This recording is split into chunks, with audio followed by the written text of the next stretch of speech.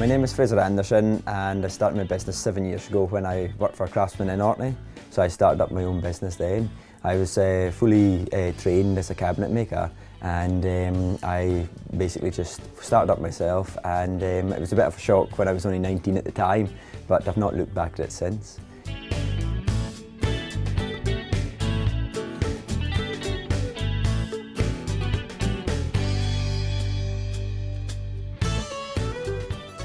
Traditionally, the chairs were made from driftwood as there was no timber sources in Orkney. They were originally known as the poor man's chair because they couldn't afford furniture from the mainland, so they used driftwood from the shore and straw from the local fields. They would always, basically the design behind it was the straw was to keep the cold drafts out and the warmth from the peat fires in. And of course they had a lumbar support in the back of the chairs, and this was to provide them with support, but also the chairs were used daily. They weren't a piece that was just a showpiece, they were actually used as a functional item. And I mean, as far as keeping the craft going, the tradition, it goes back hundreds and hundreds of years. Nobody knows how far back it actually does date. They first got made commercial in the early 1890s, but anything before that is a traditional Orkney chair.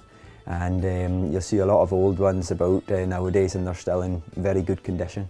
But it's great to keep the tradition going. I mean, as far as the backs go for the chairs, there's no chigs, no templates. It's all done purely by look of the eye and the feel for it, and that's exactly the same way as what I suppose my ancestors would have made them hundreds and hundreds of years ago.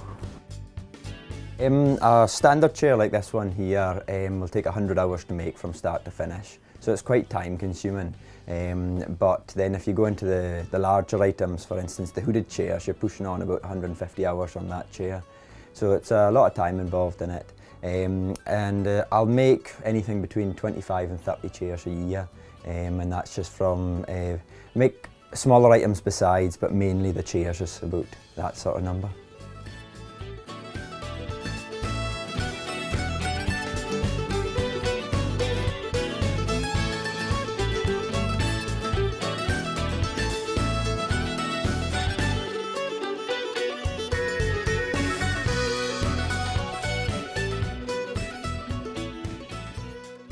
I've got 3 older sisters, and my nieces and nephews, I've made them all their own first Orkney chair for the first Christmas.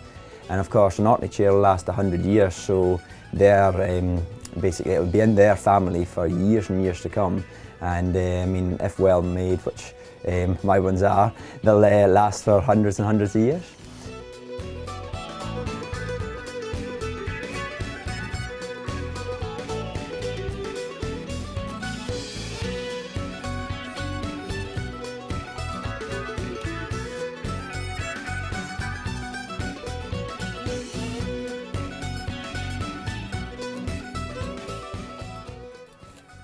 Scotland, welcome to our life.